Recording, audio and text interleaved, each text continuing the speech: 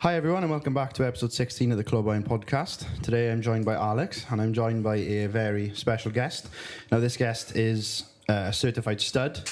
He also goes by the alias of King of the North, but his government name is Mr. George Osborne. Welcome, George. Thank you so much for having me, boys. How are you doing? I'm all good. I didn't expect this setup. This setup is fucking sick. So I really appreciate you inviting me down, and I love how professional it is as well. It really looks the part. So I'm looking forward to this one. I've never done something like this before, so it should be fun. Yeah, I just want to start off by saying thank you. I don't want to say you saved my life, but you indirectly did, because I was going through a bad patch and it was really your content that kept me going, and it made me want to improve myself. So I just want to say thank you for that. Oh, mate, honestly, like we said this off camera before. I can't believe with this sort of stuff that people say to me, especially you just said then. I just think, really? I just think, how can I do that with just posting my life? Essentially, that's all I do. But honestly, mate, if I can help you in those situations, whatever you're going through, I always say there's light at the end of the tunnel. You just need to fucking keep going. That goes with everything. That's what I live by, yeah. And if I can put a little smile on your face and just, showcase that, things aren't always great. Just got to keep going, mate. Just got to keep going. So, no, I appreciate hearing that. It's okay. Thank you. I'm trying to start by talking about your previous prep. This prep felt like it went on forever, because I was watching your content. I was keeping up with it closely, and I was watching it from start to finish.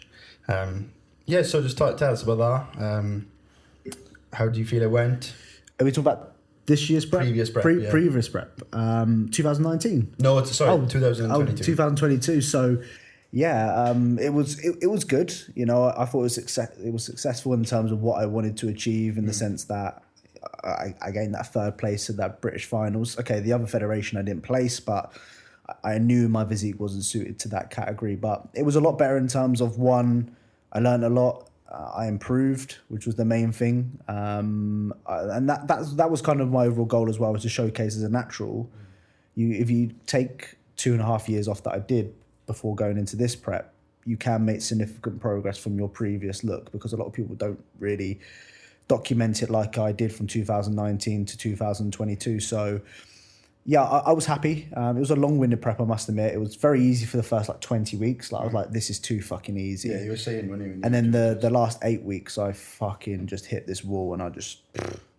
You want to see them on a day-to-day basis. It wasn't nice. Yeah. But I tried to show that on the YouTube videos. But you have to, when you're making content as well, you have to try and be upbeat. And even my missus used to say to me, like, you don't have energy outside of when you're recording. I'm like, yeah, because I have to try and... No one's going to watch me if I'm like, welcome back to the channel, guys. That must be so hard. That's one thing I struggle with. Matthew's always like, right, come on, we gotta be in line. I'm like, I can't be asked. Even though I love this so much, sometimes it does feel like a grind. Just like, I don't want to record tonight.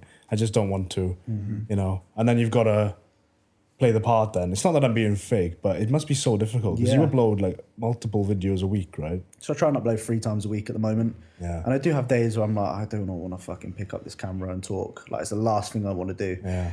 But at the end of the day, like, I've made what I do now into a living, essentially. So I have to. So I'm not saying I put a front on that. So I don't do that at all. But I have to, try and pretend I'm happy on camera sometimes when I'm not. And I will showcase when I'm not either. I will show the reality of it sometimes. But I get like, in the evenings, I very rarely record in the evenings, because I just fucked. That's when we do it. But I work 9 to 5 Monday to Friday. Yeah. So it's one of them, like on the weekends and in the evenings usually. It's difficult because Matthew used to work when I finished, he would be starting essentially. So Monday to Friday would essentially be, we would never have a time to collaborate. When we can afford to do this full time, it'll be probably in the morning when we're fresh, like this time, about 10 o'clock, Yeah, I'm busy working in Tesco, because all the greats work in Tesco. Mate, honestly, that job, I did a summer job at Tesco's. It was shit. Yeah. But I enjoyed it at the same time, because it allowed me to actually speak to people. I worked on the tills, and it used to be fucking great. You used to get some knobheads come in and you go, hi, you're right, and they just completely ignore you, and you're just like, fuck you. NPC characters. Oh, yes. So I'm originally from Luton, and fucking shit. Seen it all then, yeah. Yeah, I see it all. And when you get people coming from there, it's I did like it, but at the same time, I didn't fucking like the job. Didn't like the people. They used to come in rude, never used to speak, and I think I'm saying hello to you here. Human. Yeah. Just say hello back. Even if you don't want to speak to me, just say hello, innit? Yeah. So let's start with the origin story then. The student bulking series on YouTube. Classic. I followed that quite vigorously. I remember the days where you used to walk around with your camera. You went to Burger King for cheat meals. Yeah. You're doing the full cheat meals. Is it Little Bakery as well? You used to love. Oh yeah. So Pizza. how did you get from being a student, doing a student YouTube series, to doing a full prep and becoming such a big deal in the UK bodybuilding space? I essentially, it started out just by posting that content, student budget. I thought, right, there's a gap in the market there. Not many people do. I was watching quite a lot of Chris and Guzman at the time. And then when I graduated from uni, I was like, fuck, I haven't got this unique selling point that I've essentially built over the past, I think it was about a year that I started going into my second year, sorry. And I was like, right, I need to find a way of kind of making money and kind of putting myself out there. So I just said, look, I'm taking on 10 clients for free. Is anyone, free? Is anyone able to do that? And I had about 3,000 subscribers at the time. And from there, people just had 10 people on the first day. And I thought, right, I told my parents were like, are you going to go out and get a job now? I was like, no, fuck that. Because I couldn't think of working for anyone else. So I said, just trust me. I'm going to do my own thing for a bit. If it doesn't work out, I'll let you know. But I just kept grinding. For the next 6 months, I massively struggled, like financially, massively, because I was coaching for free, and I saved up a little bit of money from uni and the student loan and stuff like that. But then 6 months later, I was able, I think probably about a year later, actually, I was able to turn it into my full-time job. And since then, I've not looked back. And then thought, right, if I'm going to go down that route, I need to find a way to keep people engaged. And that's how I got into the competing side of things. I never really wanted to compete when I was at uni. And then obviously competing in 2019. Did you think this is where you were going to go then? Or did you think you were going like some sort of corporate or something like that? I went to uni and I studied fitness management and personal training. So I did want to own a gym. Yeah. Don't want to own a gym anymore. Fuck that. It's Really? Too much goes into it. Yeah. Way too much that goes Apparently into it. they're not very profitable either, gyms. It's really hard to make money from. No, if I did, I'd be my own little unit for like content and stuff like that. But a public gym, there's so much that goes into it that uni actually put me off doing it. Really? Well, yeah. So I didn't want to do that. But before that, I wanted to be a police officer. Yeah. Imagine me being a fucking police Working for the feds. Working for the feds, yeah. The best salutings ever made, yeah. Yeah, I grew up, I wanted to be a police officer, but that I just never pursued it because I didn't like the police, so I just I thought, fuck them, I thought that. Fair reason. So yeah, the competing side of things is what essentially kind of then took me to that next step. And then I went into my off season. I'm like, what can I do here? And then started picking up a little bit more. And then obviously competed this year as well. And then I've stepped into the sort of next journey, which we'll probably talk about, I'm sure. And now I'm pretty much here. So yeah, it's just been stepping stone. It's just been consistent content. Like there's over 500 videos on my YouTube channel over the past like 5 years, wherever it is now. It's just religiously consistent with it. And I've had moments where I wanted to give up. I'm sure you've seen that posted on my socials before. But I've just gone, fuck that, just keep going. And it does pay off. Yeah, I remember those your older videos, and you were thinking about just stopping competing. Because I remember I think it was your 2019 prep, and you were saying, I don't think this is for me anymore. It's destroyed my relationship with my missus, obviously from back then. I remember watching that content, and I was like 3 years old, and I was just thinking, I was like, lucky you didn't give up. Yeah. Yeah, I was just, so let's talk about your 2019 prep then, because obviously the whole title of your prep this year was Redemption. I think that was the main focus on it. So what did you need to redeem then from your 2019 prep? Because all I remember from that prep was your glutes being absolutely shredded from the Stairmaster and Pure Gym at like 6 o'clock in the morning. Your vibrant toe shoes. Yeah. Oh. And then you filming in their absolute pussy wagon of a car. What was it? Peugeot 107. Fucking baby blue. Yeah. So yeah, I mean, in 2019, what essentially happened is I dieted for a total of 37 weeks. Very long time, and it was my first ever prep. So obviously, natural bodybuilding, you typically, in my opinion, should at least have a 20-week prep. It takes a lot longer for someone to get into shape than what it does with the enhanced side of things.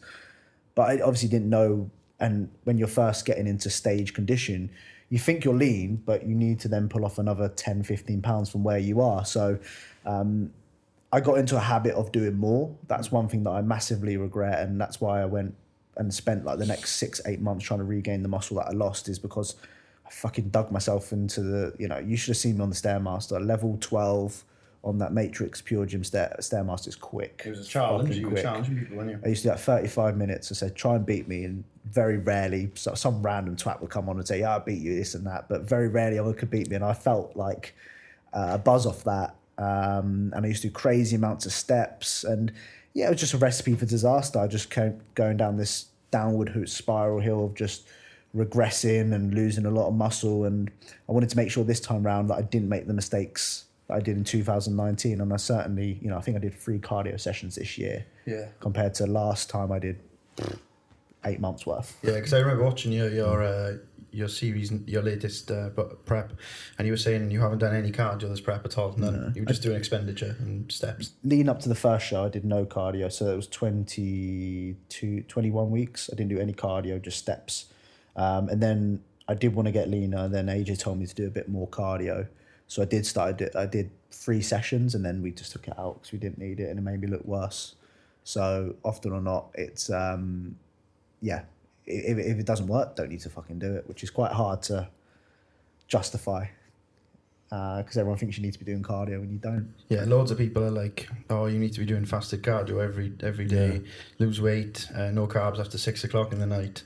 No, my body's very I struggle to go above 180 pounds. Well, naturally, I struggled to go above 180 pounds, and I was eating 4,700 calories at that point. Wow. My body's very much used to being a smaller person. Yeah. So as soon as I go into deficit, I can do it with my eyes closed. Like the first. I see. I'm the opposite. I eat under 3,000 calories a day, and I can't get below 105 kilo.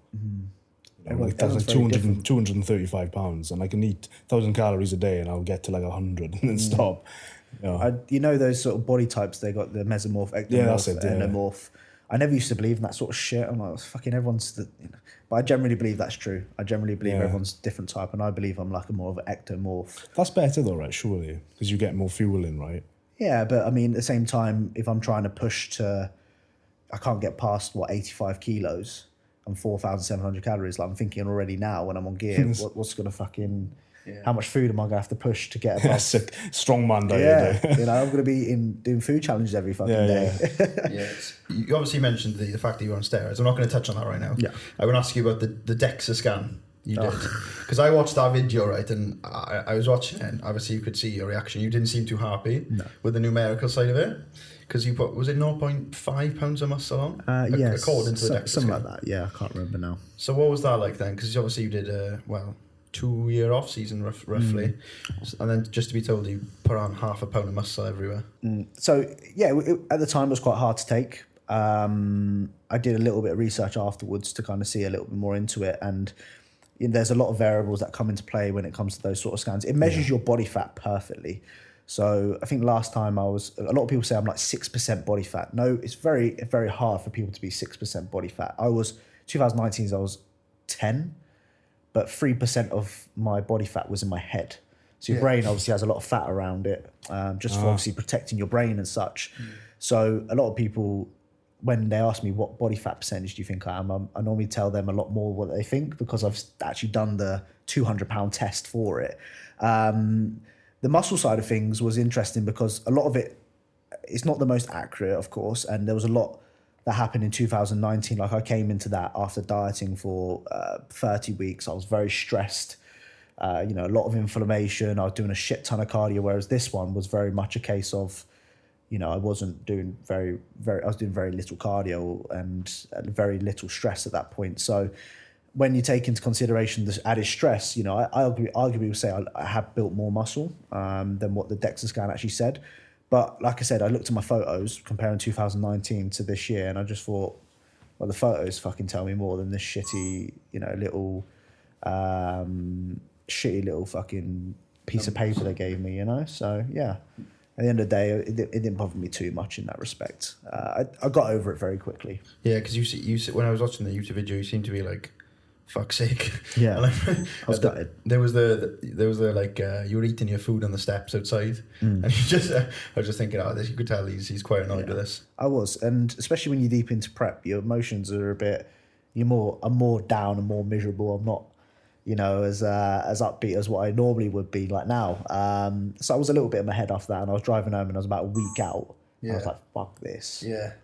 Yeah, so obviously your emotions are quite high. How did you manage that then? Because obviously you have a girlfriend, and she's also, she did a mock prep, did she, this year? Yeah, she was planning to compete, but she had a lot of ups and downs in terms of diet. This sort of previous coach didn't really get her to where she wanted to be. So yeah, I then took over her coaching. I was like, no, we ain't fucking competing. No. It's too much stress. When you've been dieting all year and it's just been up and down, yo-yoing, it's just not worth it. Not worth it, especially when you've fallen out of love with training. I can understand if you're getting paid for it, but she's not getting paid for it, So I told her, relax, just enjoy training again. And then, this stage is always going to be there, You don't need to fucking go straight into it. Yeah, because I saw you. When I was watching your videos, I was thinking a lot of people notoriously break up because of bodybuilding. Yeah. How many times have you seen people break up in prep because their emotions have been all over this? You even spoke of this yourself in your video from over 4 years ago. Yeah. Breaking up with girlfriends because of prep, ruining personal lives. Yeah. Okay, so obviously, relationships are notoriously broken in prep due to the fact that it's so probably straining mentally and emotionally, and you've obviously spoke about the effects of it.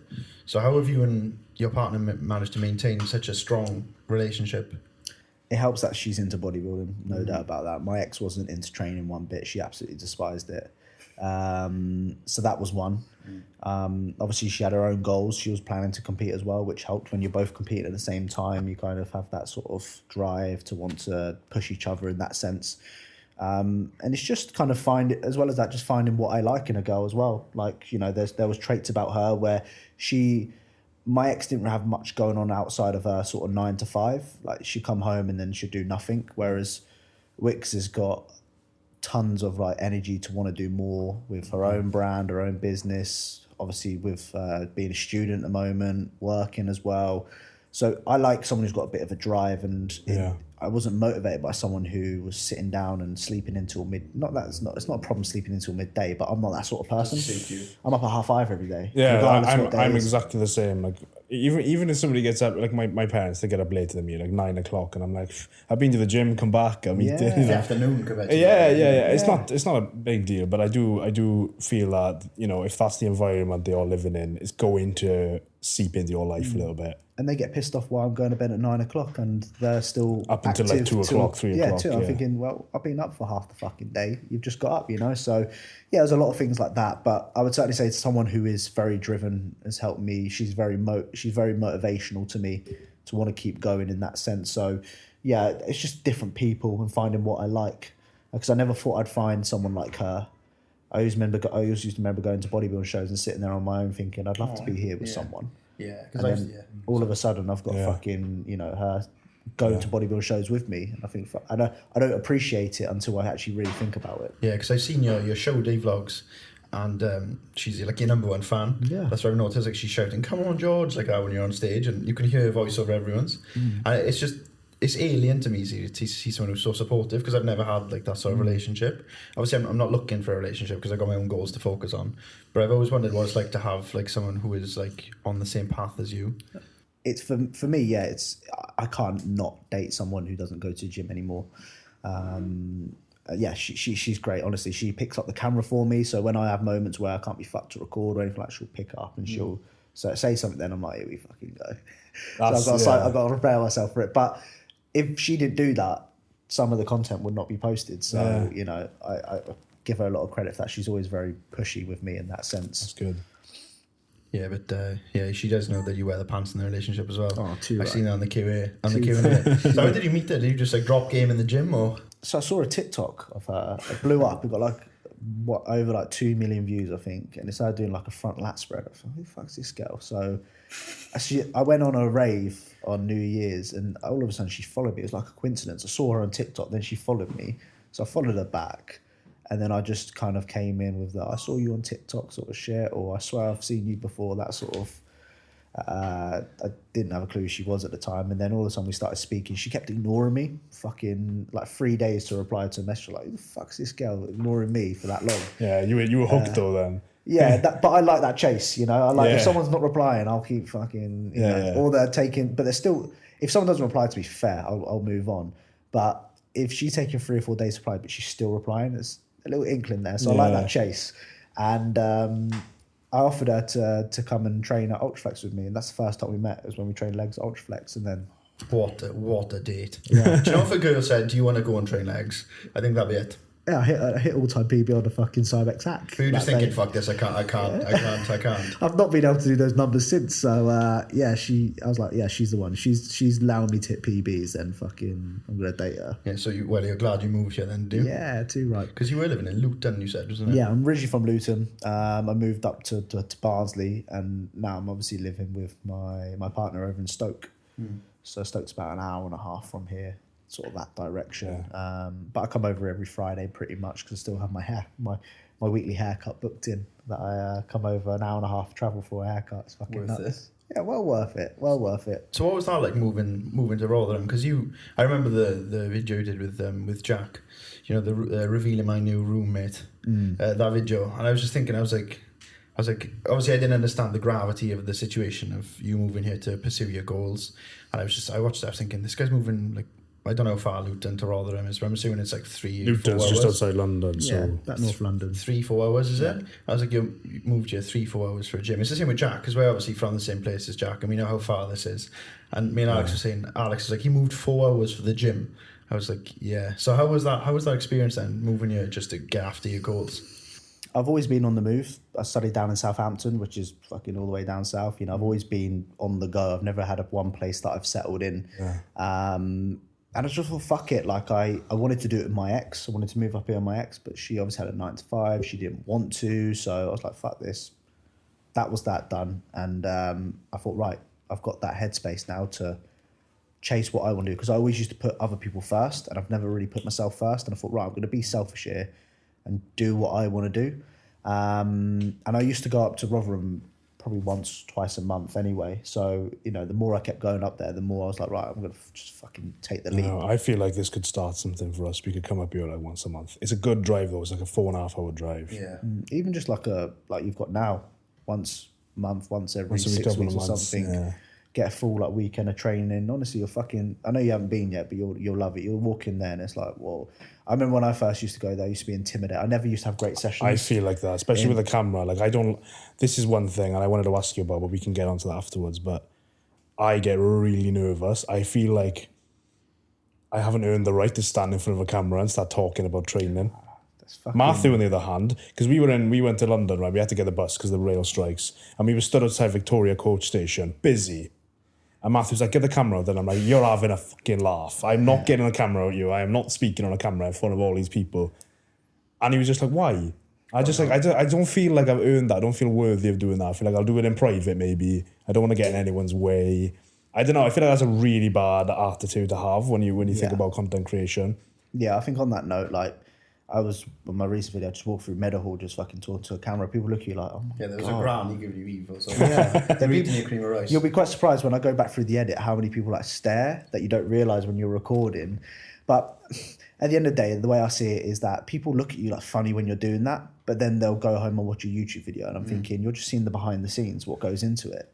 It's like a TV show. You don't see what goes on. That's the thing, you very rarely see you see people actually making the content. It's probably just, oh, that guy's recording with a camera. That's unusual. Yeah. Maybe they're not thinking, oh, I don't know what this guy's doing. Yeah, it's like they've never seen it before. Yeah, I just get anxious about stuff. I got really anxious about stuff. I used to be like that. And there are some moments where if I see something in front of me or I'll stop recording for whatever reason. But you do sometimes get to a point where you're like, well, fucking, if they're bothered about it, they'll come up to me and say, I don't want to be in it or whatever.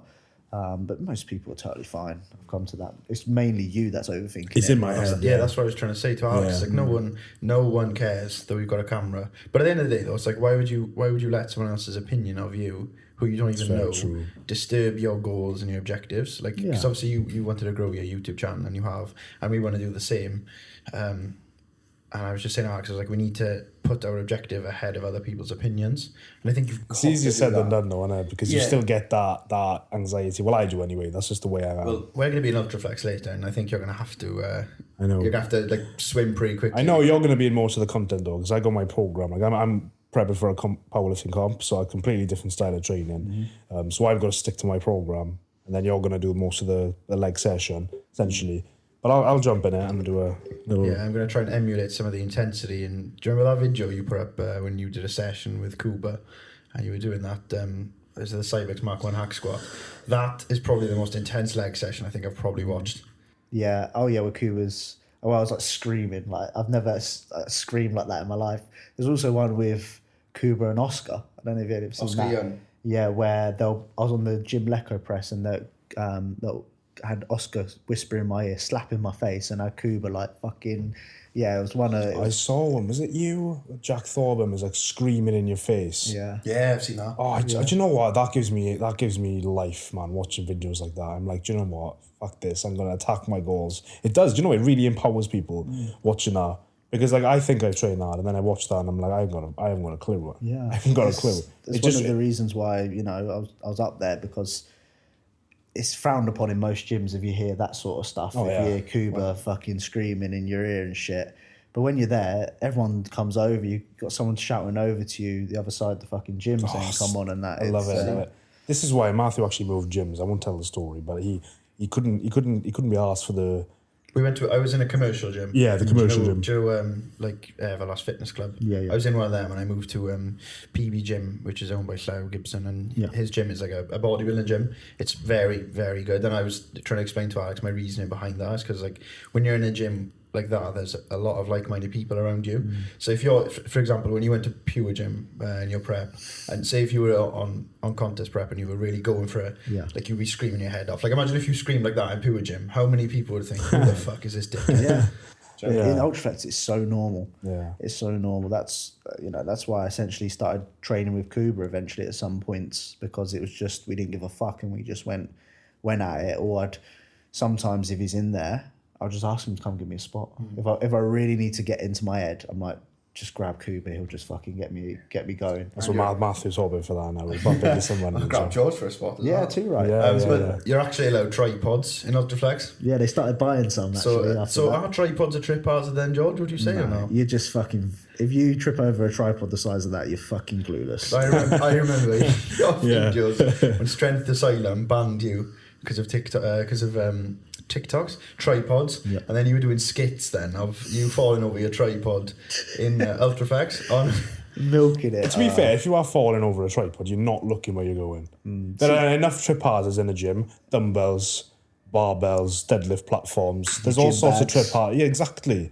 Bottles. Are you going to ban? I was in a gym before, and they said you can't bring your gym bag in here. But I had, my belt, my knee sleeves, my wrist straps. I'm like, well, what I'm going to have to do is carry each individual product out of my bag, and that's a trip hazard because I got individual items all over the gym. Wouldn't you rather it in one place? Do you know what I mean? Like you're still banned from Strength Asylum as well, aren't you? Yeah, it's annoying because it's only about 2 minutes from my girlfriend's house, and it's such a convenient gym to go to. If I wasn't banned, I'd probably still go there for sure. I'd probably go there here and there for some sessions. But yeah, the owner called me up and he was just fucking going in. He's like, you fucking influencers, you pay £5 to come to my gym and this and that. And I was thinking, mate, I don't know if you've ever seen the video. It was a Saturday evening. It was about 7 o'clock. It was dead quiet. I actually filmed like the tour of the gym. And I did say a few words about the gym that he probably didn't like. I said, it's outdated. It's the exact same as when JP used to train there and Eddie Hall used to train there. Yeah. And they've not updated it since. Oh, this is in Stoke-on... that's where Eddie Hall trains. Yeah, so but at the end of the day, like I don't know too much about it, but they'll obviously JP and Eddie were getting paid. I was thinking, they're filming in there. Why can't I film in there? If anything, I'm bringing more people to come to your gym. And I said a few words he didn't like, and he was just I said, look, I ain't coming back to your gym. He's like, well, I didn't want you coming back anyway. I'm like, sound, it's fine. And since then, it's just the tripod situation exploded quite quite big in the UK. Yeah. I wonder if they let Eddie Hall have a tripod in there, or a series of tripods. Yeah, but basically, A camera crew, for fuck's sake. he said to me that if I'm recording anyone in the background, I have to ask for their permission to be in the video. Every single one. But that's in public. I can record anywhere as long as I'm not recording someone underneath the age of 16 or 8, whatever. Yeah, but there won't be anyone under 16 in there anyway, probably. But I'm allowed to be in a public gym. Yeah, exactly. I could go up to you right now and just film you and post it and have no problems. Feel free. Yeah, it's not really courteous to do that really without asking if you're in their face. But if it's someone in the background and they come over to you saying, look, I'm really, really uncomfortable, personally, I would just say, okay, fine. I'll either blur you out or I'll just do a different angle. I'll do it again. I've had that before. I've had people come up to me and say, look, I don't want to be in this, whatever you're recording. I say, that's fine. I always respect that. And one thing I always do as well, if I go to a new gym, I will always ask if it's okay to record. Always. Because I can appreciate it's someone else's gym that I'm coming into. Yeah, I'm paying, but I can appreciate some people wanted to do it quieter times or whatever. So I always will ask. And when I went to Strength Asylum, the girl behind the counter said yes, otherwise I wouldn't have fucking recorded. Yeah, this is what Matthew does. He phones up in advance. So. Yeah, I'm not bothered. Like if someone said no, you can't record, I'm not bothered. I would even go somewhere else or I'd just train. It doesn't bother me. But yeah, she said it's fine and recorded, and then apparently I have to ask every single fucker in the gym whether it's okay to upload a video, which is not he's a twat. So much, I mean, off your face and pre, and then going up to people asking if you can record them. Yeah. Like I couldn't think of anything worse. Yeah. And I think that's why you've sort of moved to Rotherham and training Ultraflex is because of the environment. Because I was trying to explain to Alex the gravity of the gym, because it seems to be like heaven for bodybuilders. It's like a sanctuary. Everything you could ever want is there. You can almost smell it in the air. Really? Yeah, you just smell all the testosterone in the air. It's like I bet there's a real feeling. If you went in there and shut your eyes, you'd have a feeling of like masculinity, not just that, but real ambition. I think. Yeah, I haven't been yet. I'll have to feel it out for myself. But I'm excited. Though. Even for the powerlifting stuff, mate, you've got some fucking guys in there doing some crazy shit. Like there's some guy in there who did like 402 deadlift, and he got everyone around him. They used to have when I first moved up there, they used to have meets there. And it used to be a bit of a pain in the arse because half the gym was taken up by That's the thing, in a big gym like that, you can't do a powerlifting. Yeah, but in terms of the actual powerlifting side, I think it's fucking class for it. You know, people there screaming, shouting. It was a proper event in a gym, which I've never seen before. Obviously it pissed off the bodybuilders, but for the powerlifters, it was great. So yeah, it's not just everyone thinks it's bodybuilding, but you've got some fucking guys in there that are very, very strong powerlifters, and it's just as motivating. Even I'm not into that sort of thing, but I am motivated by someone who can squat or deadlift 400 kilos or something like that. Yeah. It's fucking ridiculous. Yeah. Crazy amount of weight on your back or whatever. So you'll notice that today. There will be people in there that are like, okay, he's fucking stronger than me. Somebody told me, was it you, Matt, that you heard somewhere that when you go in there and you look at Cuba, he's not necessarily the peak of size and in that gym. Apparently there's some massive people in that gym. Yeah, I usually would train between 1 and 4, which are called the pro hours. Pro hours, I call it. Yeah, when everyone's in work. I call it mainly on the weekdays. It's busier for the pros, but the weekend you will see. There's Neil Curry. He's prepping for the Olympia this year. It's fucking nuts. First time I ever spoke to him, he just walked out the shower, bollock naked, cock out. I was like, fuck, he's got a fucking sword in him. You know, I was like, and I spoke to him. I was like, mate, just congratulations for and you got sometimes you see Rob Taylor come in there and he's like the same height as me, 212. Fucking hell, you think he's a big guy, and obviously Cuba. You got Nath Styles, who in his off season like 330 pounds. You know, it's James the Giant. Yeah, I've seen him in there a few times. He is ridiculously big, bigger than what you would imagine. So yeah, and I'll be honest with you, I've got to a point now where it's quite funny this, when I was in my prep, I can kind of tell when someone's on cycle versus when someone's not on cycle. You kind of know who's on gear and who's not on gear. And majority of people in Ultraflex are on gear. No doubt about it. I can't tell. See, I've been telling Martha this before. I still have a feeling that some people everyone's like, nah, he's on gear. I still feel like, oh, maybe he's natty. I don't know. Don't assume. He says he's natty. And our last episode was actually on fake natties because I don't know, it's just we have a little thing about it, to be honest. We sort of hinted at you in our Fake Natties episode. I said in the episode, I was like, if only there was someone we could get on who's a very transparent guy and speaks about steroids. And by that, he didn't mean we think you're a fake natty. If I look like this fucking enhanced, I'd be, give me a couple of years. But if I look like this now, enhanced, I'd be fucking giving up ages ago. Would you? Yeah, I'll be getting refunds. All the tests I bought. So you obviously you've touched on this now. Are we getting into this now? Yeah, I think this is the big juicy, excuse the pun, big juicy subject that I think everyone is wondering about you now. Obviously, for everyone that doesn't know, George has now gone down the assisted route after a long sort of career being natural. You've also recently left your coach AJ as well. I was shocked by that. When I saw that post, I was like, shit. Because obviously, is it Callum Rosestrick? Is your coach now? So yeah, you've gone enhanced. So for anyone that doesn't know, George has now gone down the assisted route. The dark side. We've had people who have been on steroids before on our show, and we didn't really dig into it because I feel very comfortable talking to you because you are an open book, and you've said this on your YouTube channel. You know, you've shown what you've done. You've been very, very, very transparent about it, which is something I respect a lot. You know, you've shown the syringes, you've shown how to do it, you've shown what you're using. So I just want to ask, what's it like? Honestly, what is it like? Well, I want to say, first of all, like, let's take into consideration I'm only on a TRT dosage at the moment, so I'm not on any crazy amounts of gear. The second thing is I've just finished a 31-week prep as well, so realistically, just without the drugs, I'm going to be feeling 10 times better with more food, less diet fatigue. But in terms of how it feels, you feel... I've got to a point now, this is just coming into... I'm 3.5 weeks on cycle now, and... it's kicking in. You feel full. Like I sit here and I'm just like, you know, like hard, a lot harder than what I have been before. Your sex drive goes skyrocketing, like painful boners I've had so far, in the sense that I wake up and I'm just like, this fucking hurts. Like, it reminds me of being about 16 again. You know, you get a painful boners when you're a kid. My sex drive's through the roof. I had this moment the other day where I felt like absolutely invincible. And this is the scary thing about steroids. This is the one thing that scares me, because I know once I get that feeling, that's it, I'm going for it. And especially a big lad like you know, you could fucking, like, I felt the other day, if there was like 3 people in front of me with knives, whatever, I feel like I could take them on and fucking, and do them all. It makes you feel like you will be invincible. And the strength progressions in the gym, I've obviously, the food, the body weight, but I've had, 20 kilos on deadlift in the space of like 6 days is 15 kilos. I started off with the, 45 kilo dumbbell on a single arm dumbbell row. I did like for 10 or whatever it was, 12. And I did 60 for 15 in about 6 days. That is mental. Yeah, it's pretty fucking mental. I'd be intrigued to see like how much my bench will go up. Probably get 4 plates in a couple of weeks. Yeah, how much are you doing now?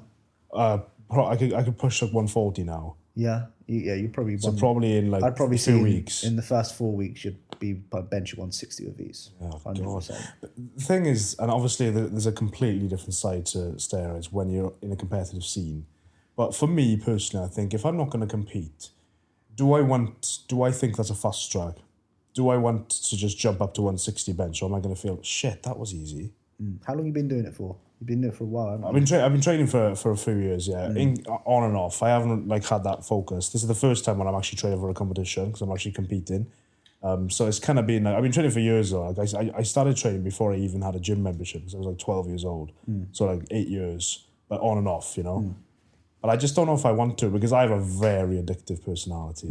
Like I feel like once I get into it, that's it. And then once I get off it, I'll be like, I'll have that itch, I want to get back to it. Yeah, it all really stems on where your priorities in life lie. Like, I always say to people, like, if you're not competing, if you don't make a living from this shit, don't fucking bother doing it. It's not worth it. The health risks. It's not worth it. Yeah, the health risks, the constant.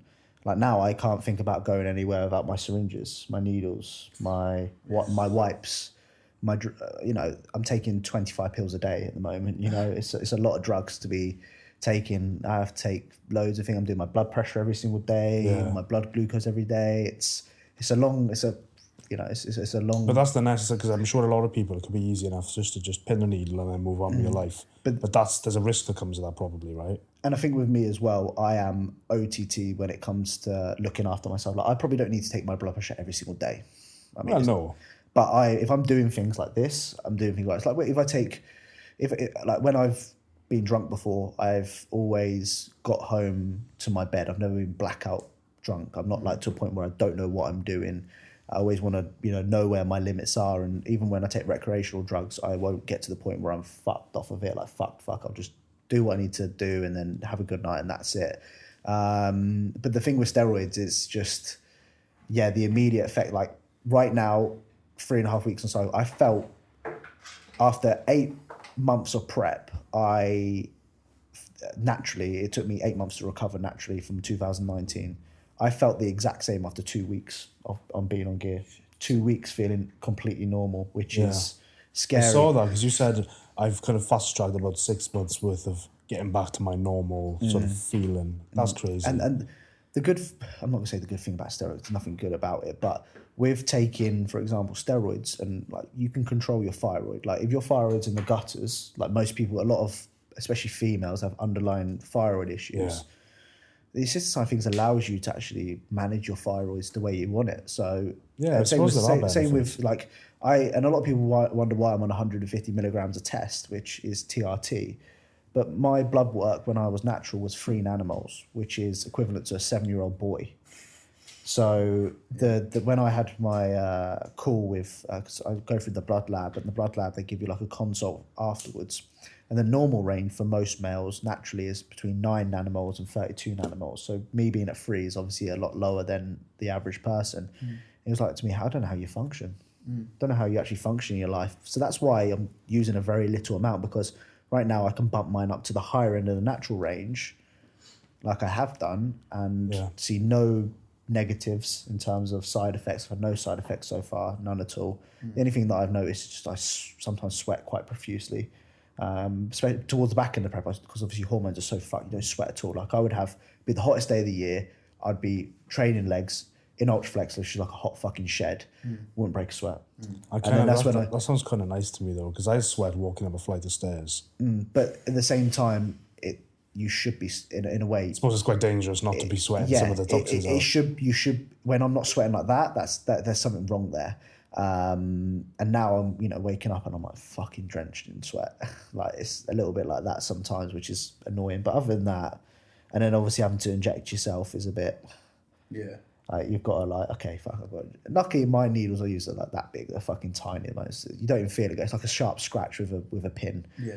But obviously, over time, my gear is going to be going up, and I'm not going to be using this tiny amount of gear that I'm obviously injecting. I'm going to be using a full mil, which is the syringe I showed on the videos. Yeah. If I'm injecting a full mil, that's a fucking this amount of gear in me. So it's something. Yeah, it's a lifetime commitment. I don't plan to have kids anytime soon. Obviously, I know that I'm risking potentially having kids further down the line, but I want to. And the reason why I've gone down this route is I don't want to look back on my life and think, what if? Because I've always been fascinated by it. Even when I was 13, 14, like I used to be massively inspired by WWE. Used to fucking love it. Yeah. Brock Lesnar, Bobby Lashley, Batista. All these fucking guys are huge. Natural, eh? Yeah, right. Fucking.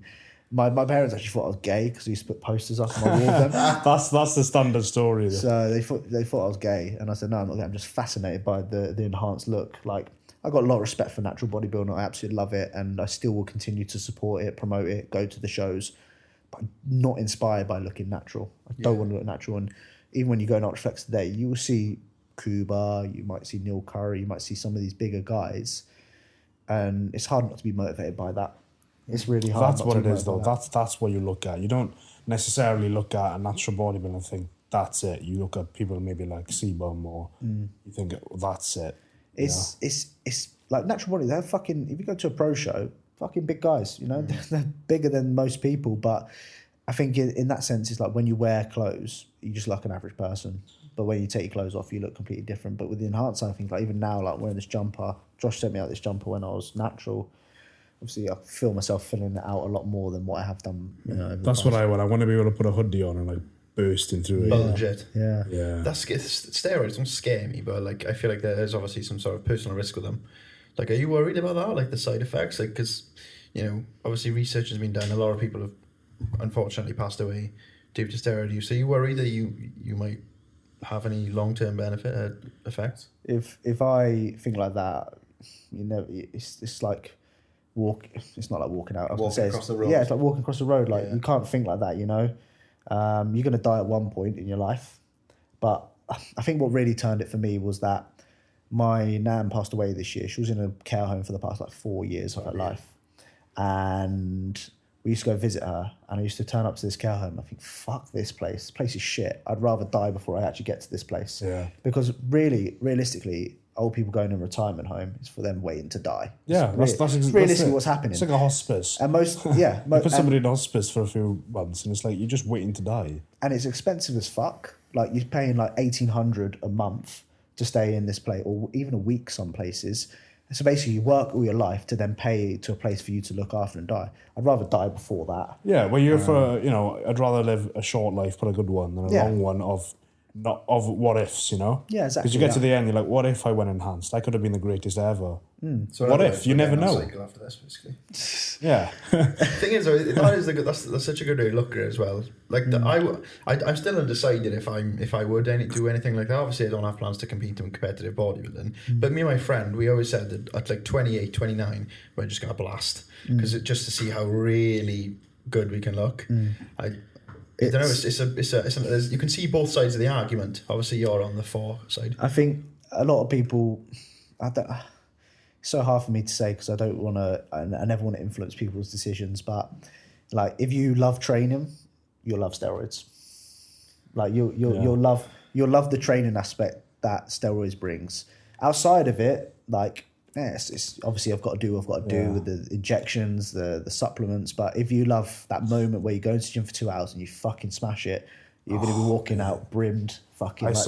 I looked at a story, you sent it to me by John Peters, and he said one of the best feelings in the world is going to the gym and getting absolutely blasting yourself. And what I've heard as well, I watched a video, I don't know whether this is accurate or I think this is a lot, but this guy said he had like 1.5 grams of tren in a week. Which apparently is like, I think is a lot, like shitloads of tren. And he said he worked like a normal job, right? And he said he worked like a 16-hour shift and he had so much energy. Like he just felt like he could do anything. Yeah. That is the feeling that has been described to me, and that attracts me most to it. And that's why I always think like, would I? I can't do it now because you get tested in IPF and I wouldn't do it now. But I think about it. I think I might. I mean, when you get older, it's not a bad idea anyway. When your hormone levels, your testosterone levels go down. I mean, there are benefits to it as well when you get old. Yeah, I know essentially I'm going to be on it for the rest of my life, which when you're older isn't necessarily especially older men with the testosterone dropping, it's nice to feel normal when you're about 50, 60, right? Rather than feeling old and grey. Yeah. So yeah, it's something that I've done it now. I can't go fucking back. It's too fucking late. But at the moment I'm enjoying it. It's fun. I must admit, it does come with its precautions. Obviously, I'm on very little amount, so I'm not going to see any side effects at this point. Obviously, ask me in 6 months' time, might be a little bit of a different story. But because people always ask me, "You worried about losing your hair? You taking anything for your hair?" Because I do have a receding hairline. But I'm not bothered about it. I'm a stud, mate. Yeah, I'm not bothered. I'll shave the hair off now if I really needed to. It doesn't bother me one bit. So yeah, I'm not worried about it at all. No. And I just said I don't want to look back at my life and think, what if I took this opportunity? That's a scary thought. Yeah. Because essentially as well, and this is something that I need to think about, and like let's say for example, Clwb and Meg. If Clwb and Meg were natural right now, would they be as successful as what they would be? No. Brandon Harding, if he was natural right now, would he be as successful as what he is now? Driving an RSQ8 or whatever it is he's driving now. He's not going to RSQ8. It's fucking matte black, lovely fucking car. No, he's not going to be. Josh Bridgman. Would Josh Bridgman be as successful with his clothing brand right now if he was natural? No, because I've seen photos of him natural. He looked good natural. Yeah, do you know what? Just a quick interesting fact. If you Google steroids and go into images, there is a picture of Josh Bridgman. Is there? There's a BBC article on the use of steroids in British bodybuilding. Honestly, I'll get it. Okay, now. But yeah. I think, and this isn't, I'm not taking away from anyone that I've just mentioned there. But what I am saying is that, they are more successful because they've gone that route. And there's a small increment, just a tiny amount, that does inspire and motivate me in that sense. You know, I do want to be successful. I do want to live a fulfilled life when I'm older. I don't want to be working beyond 40, you know? I want to be chilling by the pool, living my best life. So it's got to make us think now, Matt, you know, would we be more successful if we just get on gear? Probably. Yeah, well, realistically, you know, and I'm not taking away from any of these guys, but there's not many natural guys out there that are successful in this industry that make a lot of money, other than maybe Jeff Nippard. That comes to my head first thing. But other than that, very small amounts. And that does motivate me a little bit. Of course it does. But that's not, I just want to see where I can take it. I look up to these sort of guys. Like when I'm watching my sort of workout ritual, I never watch anyone that's natural. Very rarely. Maybe Keefe, maybe AJ here and there. Yeah. But I always will put someone on that's fucking doing some crazy wacky shit. And, Trained by JP. Yeah, pumping some fucking crazy gear. So, Yeah, Rich Piana. So that's that's my dream physique for you. Pump full of oil. So there is there's more success in enhanced bodybuilding, do you find? Not only that, but with your brand as well. I'm assuming you want to build your own brand at some point. I'll be honest, I was a little bit apprehensive about my coaching business in terms of me going down the enhanced route. Would people still invest into that? But if anything, it's got bigger. It's gone the complete opposite way than what I thought it would. And people are more invested into me because they know I'm, you know, committing to this and taking it seriously. I need to have some people that inquire that are steroid users. I'm not in that position to coach someone on that side of things yet. I would never do that just at this point. But yeah, it's actually expanded more. So I can see why people get more success going down the enhanced route than staying natural, if that makes sense.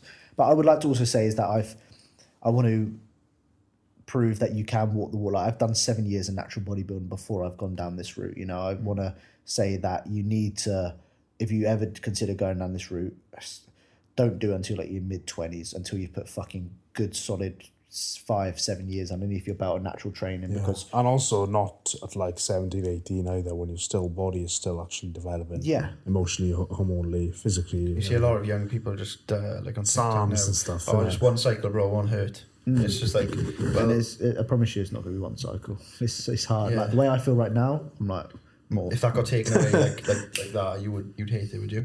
I wouldn't necessarily hate it because I'm still very early doors and I could easily go back, but I can see why people want more and more and more. I can see why it's hard to stop, because it's just going into gym, like, right, picking up a dumbbell, didn't even fucking, okay, I went to Ultra. Yeah, you start curling it. I had like 6 kilos to a dumbbell press when I did my incline dumbbell press the other day. It's just like, I didn't even bother touching the weight that I did previously. I just skipped past it.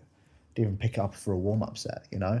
So I can see how that's quite addicting in that sense. Yeah, so what's your goal with this then? Like, where do you want to take it? Do you want to get like, you know, like trained by JP, just get absolutely dense? So I think one thing that I've really invested in is Cal Raystrict and how he does with all his clients and the pro cards. I would love to honestly get my pro card in this field. I think that's something that I could either go down or try my best to do. I want to be like, I'm very inspired by how Cal goes out with his clients to compete in Denmark and Finland, all this sort of stuff. And I said to Cal the other day when I was speaking to him, I was like, I want to be that guy. I want to be that guy that you fly out with and we fucking record it and we try and chase down a pro card. So that's my goal. I'd want to be a professional in this field.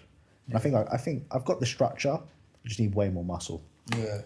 I don't know if that's going to come at a price. And then the question is going to be: is the risk versus reward worth it? In the sense that, okay, well, if I'm going to go down this route, I'm going to have to push a fair chunk to get that pro card. Is it going to be worth it? Does a pro card justify anything? Well, you're a professional in the field, but still do the same, still earn the same amount of money. It's hard to say. It's hard to say.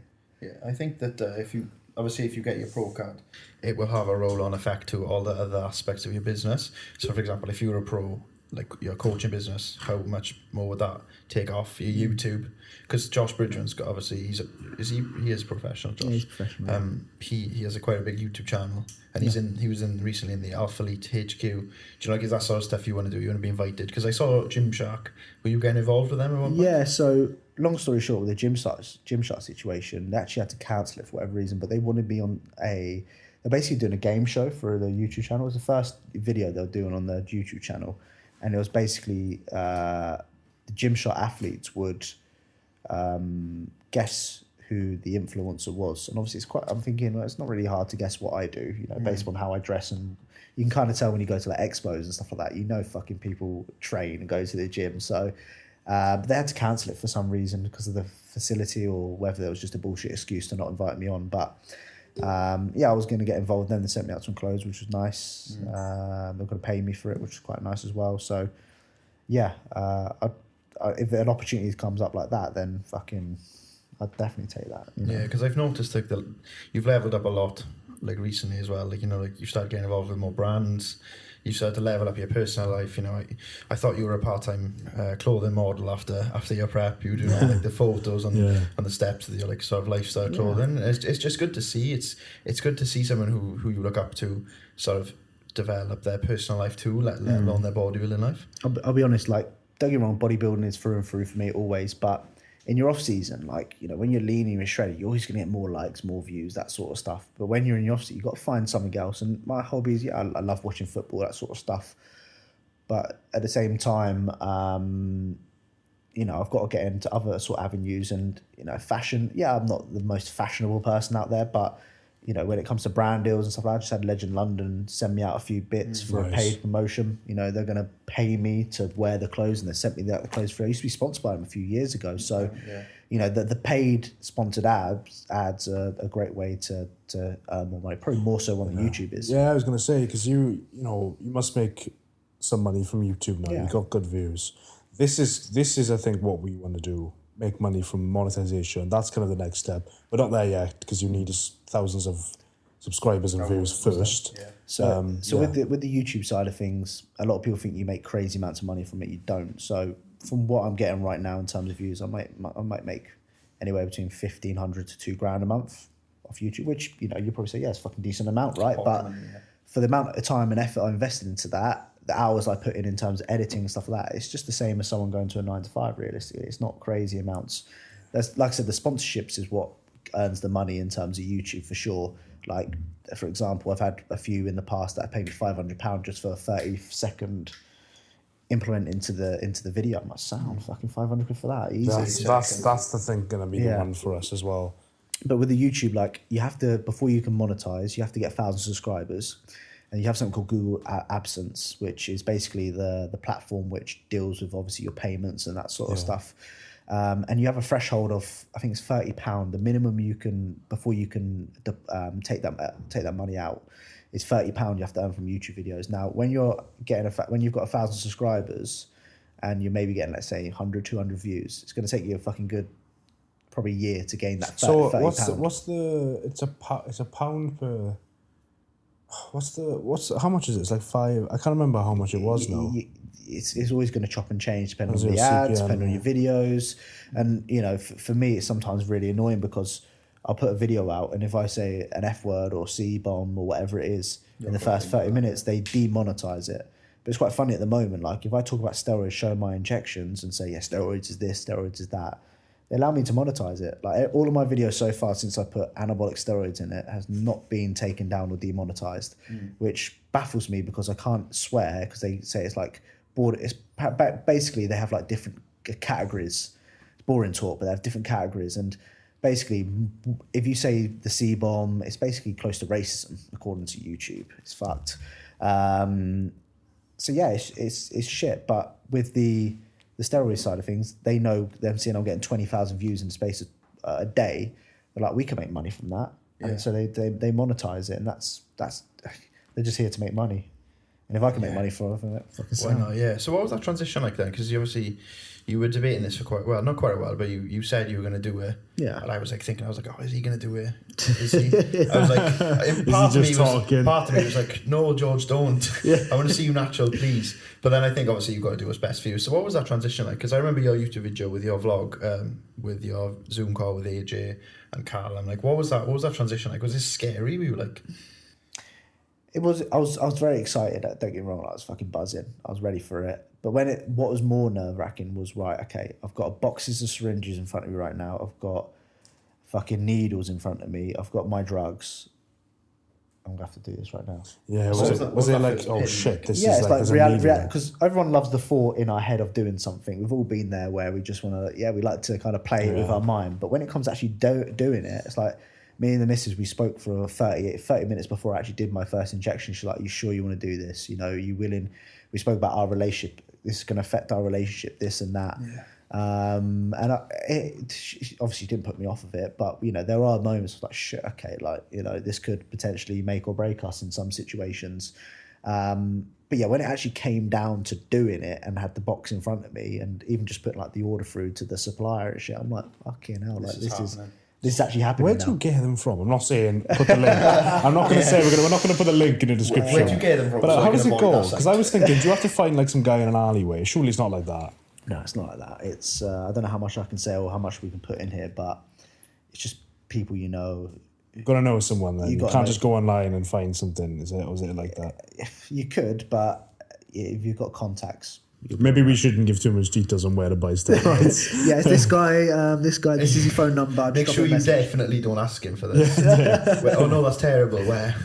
Yeah, it's just the thought of it just is daunting, I think. And like I can only imagine what was going through your head when you know you had to do that first pin. Do you know, like the first time you had to inject it, or your lat or your rear delt? Yeah. Like you must be thinking, shit, this is real. Well, when I did it, when I did my side delt first, my side delt was throbbing. I was like, something just don't feel right. It just feels different. And then what crossed my mind afterwards is like, shit, well, I can't go back now because in natural bodybuilding, you have to be eight years natural or six or 8 years, I think it is, to compete again naturally. So I can't go down this route. So you can't go back to natural in terms of competing until 8 years after you take. Yeah, 6-8 years. Oh, I didn't know that. That's mad. That's like. But it was quite funny because I went to the FitX Expo up in Liverpool, and a fucking guy was there, and he telling me, yeah, I previously took I've not taken for 4 years, whatever now, and I was at the BMBF show.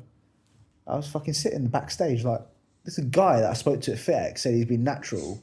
For the past 4 years, and he's competing today. They're different. Maybe there are different criteria. No, it's the exact same. It's the exact same, which absolutely baffled me. And it's quite funny because I did the lie detector for the BMBF finals, and this is already made my decision to go on. Lie detector. Yeah, you got to do a lie detector. They ask you questions. It's like hand on the Bible, am I naughty? Like so. It's kind of like that almost. They ask you questions, and they have like these straps around you. I'm not sure you've ever done it before, but no, yeah. It's quite fucking nerve-wracking, and some of the questions like, have you ever cheated on your girlfriend? They ask you like these sort of questions, and one of the questions was, have you ever researched steroids with the intention of using it? And I said, no. And I was chatting obviously a ton of shit, but I still fucking passed it. I don't give a fuck, you know. It's like, where's the line with this sort of stuff, you know? It's you can't take them as official anyway. Like they're not that accurate, really. Are they? I mean, clearly, if people are going on stage and they haven't. Yeah, you know, I pay 50 quid for that. It's 50 quid in their pocket just to pass me. Of course, they're going to fucking pass me, you know. So yeah, they're just done it for a bit of extra cash, probably. Back to what I was saying with the, you know, when I first inject myself, like, well, I can't go back now. Like, this is I'm not natural anymore, you know. Yeah. I'm just injecting myself with something that is frowned upon in the natural field. So yeah, and I don't know. I did get you always will get like a few people message you saying you should do this. I still get it on YouTube right now. Steroids are going to kill you. At least one video, one comment, 2 comments I get is always going to be, don't do steroids, you look like shit, this and that. And you always do look into that sort of one comment. You might have 100 amazing comments and you get that one. And it's always a negative. Yeah. And you always think, fuck, yeah, he might be right here, you know, but you can't, I don't look at it like that. I think I ignore it. And I've realised in my life, like, I never take advice, or very rarely take advice from people that I don't want to look like or don't want to achieve in life. Like, I watch a lot of Andrew Tate. I know people frown upon it. I go on YouTube, go on the YouTube shorts. He fucking motivates because I think, how does he drive the cars he does? How does he have the freedom that he has? I listen to what people got to say. If some random guy on YouTube goes to me, don't take steroids, you're going to do this or this or that, I don't want to look like you. Yeah, okay. So why am I going to listen to what you've got to say? That's a good point. You know, I know it sounds really sad, but my parents are like this as well. They're a different generation, by the way. But I'm ambitious and I want to, you know, escape a 9 to 5, escape the matrix. Same. And, you know, and they're saying, no, you've got to have a backup plan, do this, do that. Maybe that's not the best way to do things. And I'm thinking, even though I look up to them, backup plans, no chance. They have experienced financial insecurity in their 50s. And I'm thinking, when I know, it sounds really terrible. I'm saying I don't want to be like my parents, but I don't want to have some of the issues that they've had, health problems and financial issues. And I'm thinking, I'm looking at somebody like Andrew Tate. There are some things that in some ways that I wouldn't want to be like him. I probably wouldn't want to attract quite the attention that Andrew Tate has. Yeah, however, you know, even though they're my parents, and even though I got like close community and close friends and stuff that might say this, I don't know if that's right. You got to look at somebody that you want to be like, even if it's a very unpopular opinion. They live a life that most people don't, but that's the life you want. So don't listen to advice from somebody who, you know, and it's like people like, you know, social workers, counselors, therapists. Like, you got to think of the life that they've got. So you take advice from people who are supposed to help you, but do you want to be like them? What are they doing? It's like doctors. Study hard, you can be a doctor. But that doctor's driving a Prius and can't afford anything else. Not a Bugatti. Is that what you want? How many doctors do you know that have a Bugatti? Yeah. It's a thing, see, like, you know, study hard, you could be a doctor. It's imprinted in us that we want to do these things. And it's in bringing it back to the fitness industry. You got to look at somebody you want to be like. And if you have to just listen to them and just listen to them. Yeah. You know? It's like, even when I go to these expos, I look at it as an opportunity to meet subscribers and stuff like that, but I use it as an opportunity to network. Like, I sit there and just talk to people that I'm just trying to speak to people that have got way more followers than me. Like, I feel my mate's very business driven. Earlier the year, like this was early. We went down to Mayfair in London at midnight, and you've always got Right. people. You've always got a guy that's standing in front of his Bentley, just like leaning against it. He's like in his 50s, like midnight. Like, what the fuck are you doing at midnight? Like, leaning against your Bentley. But I just went up to him. I said, "What do you do? How are you able to drive this?" And I just went and I started asking people driving nice So cars. that's actually really funny. We did the same thing. Yeah. We went up there. We went up a while ago when we did another podcast, and we spent the whole of Saturday night walking around Mayfair, depressed because I was walking around saying I've got about £1,000 in my bank account, and I couldn't buy a single thing around here. You know? It is I depressing. felt completely broke. Like, I was like, what can we do? You know, we went into the Connaught Hotel for a piss. And I came out. I went to go in there. You I went to go in there, so we went in for a lobby, pee. I saw about 4 models walk out with some bloke. I was thinking, I'm doing something wrong here. And then as Some we left, ugly bloke in his 60s with a Ferrari. Yeah, you can get whatever woman as he we wants. left, some bloke pulls up in a Ferrari. Girlfriend, really attractive woman, gets out. They go into the hotel. The guy takes his Ferrari, parks her on the side. I'm thinking, Yeah. how? And I've never felt so bad leaving somewhere, like so hungry. And Yeah. we have a project called Operation Mayfair in our work. It's a bit cringy, but at the end of the day, it's like we need to live that life. So everything we do now, like I've come up with a 2-year investment plan so that we can escape a 9 to 5. So get investment so that we can just live off them. It'll be about shit money, like £1,000 a month, but you know we can do that just about like scraping bottom of the barrel here, and then the rest just reinvest it and grow, right. so that we can do this full time. Because I'd love to just imagine doing this full time. Yeah. I mean, you know, was there a time that you were really struggling with time? Because I wanted to ask you about that. You do so much. Especially when I've graduated from uni, the first 6 months I had fucking no money. But the thing that I've learned now is that I spend a lot. People see me spending a lot of money on shoes, fucking this, that, cameras, lenses. I spend a lot of money because at the end of the day, it's reinvestments. It's reinvestments in the sense that if your money's sitting in your bank account, it's just losing value. Especially with double-digit inflation as well. It's just so I just reinvest. I just spend my money, keep spending it, keep reinvesting it. New camera. Like, do I really need to go into a gym with a £5,000 camera setup? Yes. Yeah, but generally, I don't. You could do it with a £750 Sony Yeah, SV10. and that records in 4K, doesn't it? It does, so yeah. I could easily do that, but at the end of the day, like just that reinvestment, and that's kind of. And once my quality and my content went up, you know, that's more money that comes back, and then it just go around in this vicious circle. The more you invest, the more you get back. The more you invest, it's just you don't want to be out of pocket and invest. Yeah, because we're in a position now where we're just starting and we're already thinking about new cameras, and we've just got these, and I'm thinking, right, we need to slow down a bit. We just got the Rodecaster, you know, got these new mics. Inspired by the Tate brothers as well, that Rodecaster. Yeah, we saw it on the Tate podcast. It is good to reinvest in yourself though. Like every day I feel like I watch your story and I see some new pair of Nike shoes. Yeah, And it's like, right. it's like, I think you do have to reinvest in yourself, and I think you've done a lot of that over the years. And I think you've rebranded yourself completely, because I remember you used to have the top knot man bun and the jet black beard as well. Yeah, jet black beard, and you used to have the toe shoes. I can't remember, Vibrams. Is that what they're called? Yeah. I know you want a pair, Alex. Not the ones with the individual toes, the Vivos I'm getting. Oh, Vivo right. Barefoot. But yeah, you've sort of rebranded yourself, you know, like, and you've done videos as well saying get a haircut every week just to make yourself feel good. You've got a skincare routine. Yep. You've got a whiteboard in your room writing down your objectives. Monthly goals, yeah. And I've started to take inspo from that a lot, and I've started to want to better myself. I've bought the same exact cream that you use for your skincare too. And if you look after yourself, you're going to be more motivated. Yeah, look good, feel good, play good. Honestly, it's crazy how true that is. If I look like shit, I'll have a bad gym session, 100%. Yeah, exactly. You know, if I'm not dressed, like if my socks are old and I don't like them, if I feel like everything's nice, you know, I got a good fit on, I just feel so much better. Yeah, 100%. That's It's why honestly so linked completely. I wear this stuff. You know, the gas stuff is fucking expensive. It's like, you know, it's $70 or euros for a pair of shorts. Fucking crazy. But you know, at the end of the day, like again, when it comes to even being on YouTube, like people see me wearing that. You know, it's like an investment in itself. Yeah. And it makes me feel good. It's comfy as well, like you said. And if I feel good and I look good, then I'm going to be able to perform better. Yeah, I bought Gasp a pair of shorts because of you. I saw them, I was thinking, do you know what, I'll give these a whirl. And then you put them on and you feel like I felt like I was playing the role of like a bodybuilder, even though I don't look like one at all. I'm about 30% body fat too much for that. Yes, same. But yeah, it's just inspiring to see. I think that you've obviously touched a lot of people in a positive way, especially in their mentality, myself included. Because before your videos, they were just all about it's getting better every day.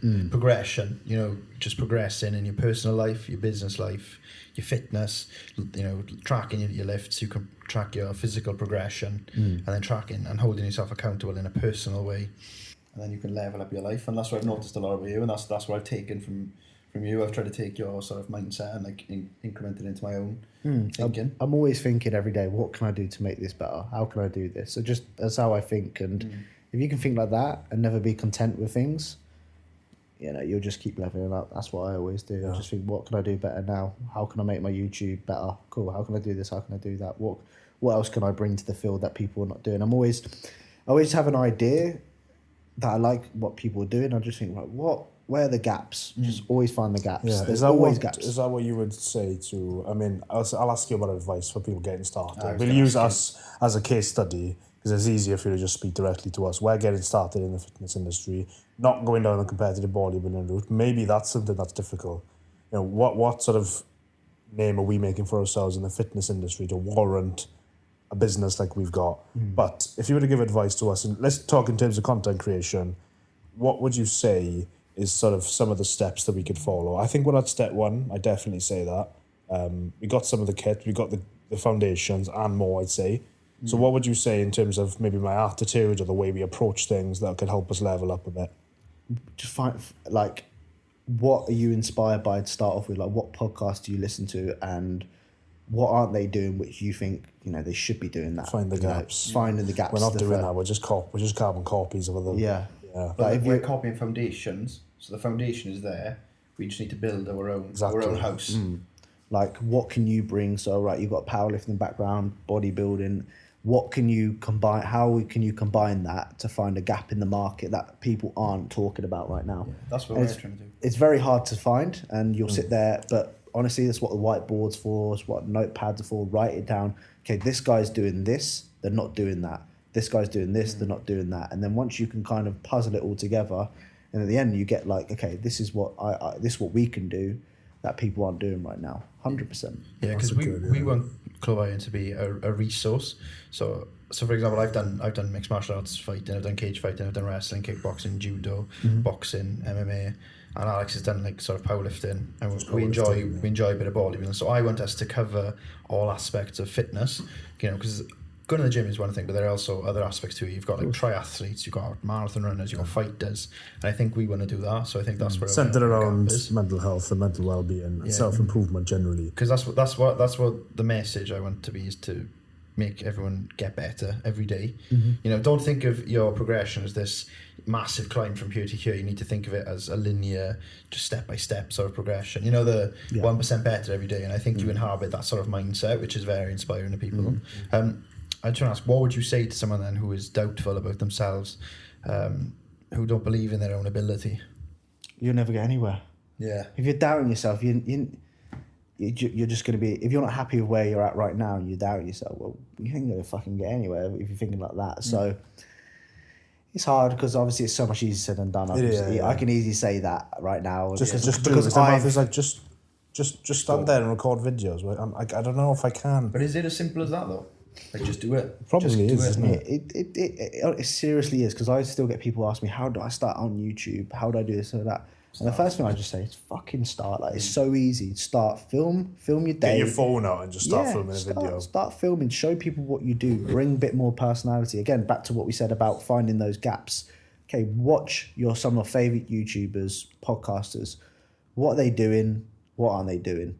And then find, right, I can add to that. I was watching Christian Guzman. That's how I first started. I was watching him and I was thinking, he's chatting a load of shit. So some of the things that he was talking about, I'm like, you're just chatting. That's how I'm quite like on it. I've always been this sort of honest person, straight to the point, because I watch some things and they might say it sounds fancy, it sounds like it's good, but they're just, realistically, if you know what you're talking about, they're talking like fucking shit. Yeah, so Mike Chang, six-pack shortcuts, that's how I started back in the day. Like, just like selling you pills and exercises that will get you shredded. It sounds good, but when you start to grow up a little bit and get more into the field, it's just complete fucking bollocks they're talking. So it's just finding that gap and actually just starting, like, actually just get, like, I always say to people, like, even when people inquire about coaching to me, it's like, if you want to change your lifestyle, you have to be willing to change what you are doing right now. So if you want to be successful in this, you have to be willing to change what you're doing. You can't be expecting to do the same old routine, the same old shit every single day and expecting to get to where you want to be. You have to change. And if you want to do well on YouTube, you have to have moments where you don't want to pick up the camera like we spoke about earlier. You have to have moments where you have to invest into this sort of stuff. Like, I'm sure you don't want to be taking $1,500 out of your pocket to buy cameras, but you do that because you're providing the content, the quality, and you want to provide what people aren't providing. Tell me a channel that's got like the subscribers that you have that are got cameras set up that are doing these sort of things. Not many people, right? And people are already going to invest into that. It's very hard though, because with like YouTube and things like that, like, if you see someone who's got like 30 subscribers, you don't really watch them, do you? You normally watch someone who's got like more. We post clips, right? And a few of our clips have been on for 8 days, no views, not one.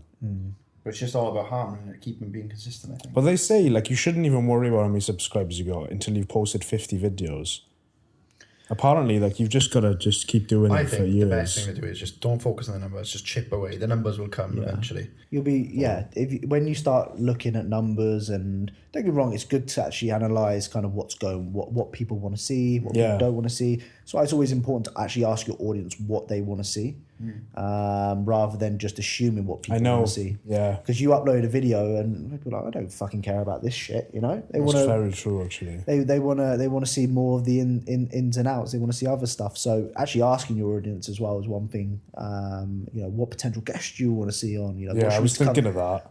Instead of you going, okay, what should we talk about this week? Just ask your fucking audience. Put on Instagram. They're giving you what to talk about here. It makes it easier, right? Yeah, no, I just don't want to come across, because I think like sometimes with that, if you put that out, it comes across as like you don't have anything to talk about and you just want ideas. I don't think it does. So it's a fine balance, I think. But that helps us build a community as well, because the problem we have is engagement. We put like a poll up and then no one will respond to it. You're out in us here. I need to keep those. Nah, it's fine. We've got to be authentic. You can't say we're doing good and then ask for advice on how to do good. We're not. But I think we're doing good in terms of we have the right intentions and ideas, and we're enjoying it. It's just about how do we level up. We're actually thinking of getting some sort of business mentor, because there's so many things that we're thinking about now that I just don't have the answers to. I mean, there are business mentors out there. I've never really gone down that route myself. Do you think it's necessary, or are you just consistent maybe? It's so hard now, because when I first started out, it wasn't as popular with like the podcast and stuff. Like 5 years ago, not many people doing this sort of stuff, or not as many. YouTube was very, very much smaller. It's hard because essentially, maybe I cannot. I'll be honest, I'm certainly honest, I couldn't answer because it's hard. I would just keep going if I was you. Keep going. Keep fucking going. You're very early doors into this. I can understand if you're doing this for a year, 2 years, 3 years, and you didn't get anywhere with it. But when you're so early into the journey, just keep fucking plodding. It is growing though. I mean, even though we only have 200 followers on Instagram, it's going up. Yeah, we've gone from, put it like this. We've gone from doing one episode in your studio to coming to Rotherham to interview the King of the North. Right, yeah, and then that's progression. Yeah. If we look at it, we have come a long way. That's how I've been measuring it. I remember when this episode was an idea. It was I reckon we could get George Osborne. Yeah, but it wasn't realistic at the time. Yeah, and I was telling Alex, seriously, I said, I think we can do it. And to me, this episode has shown our progression, and most certainly my progression in my improvement, because I've gone from sending your stories to Alex and being like, oh, it'd be great to have him on one day. And I remember saying like, oh, one day we'll get him on, to you're sitting next to me. Yeah, absolutely. This is that one day. And not bigging myself up in this situation, but it is progression, because I could have easily gone and looked 200 followers, not much engagement. Fuck that, you know. You know, I could, and I don't want to come across like I'm a twat in that situation, but people will do the exact same. People will look at that. So, as much as you don't think you're progressing, like, you know, at the end of the day, if I'm sharing this on my Instagram, you're going to gain some followers from it. You're going to have people listen to it, tagging you, that sort of stuff. And that, again, is going to be a step up. And then, for example, you mentioned obviously you had other, you know, AJ, for example. AJ sees me on here. He's more likely to come on here, isn't he, right? Compared to before. So then, again, you're building it up. And then all of a sudden, you've got people coming on. People keep coming back. So, yeah, don't just focus on the numbers. The numbers is obviously a driver. Like, as soon as you see something doing well, you're like, yeah, fucking buzzing. Yeah. But it isn't. It's not. It shouldn't be your driver. Yeah. And then you always get people doing it for the wrong reasons. You know, they're looking at to get, I want to be. Don't get me wrong. It's all great to want to be famous, want to be successful, and want to do very well. But if that's the reason why you want to do it, you're not going to get anywhere. It's the same for money. Podcasting is not the field of go down if you want to get rich. It's not. You won't be a banker. Yeah.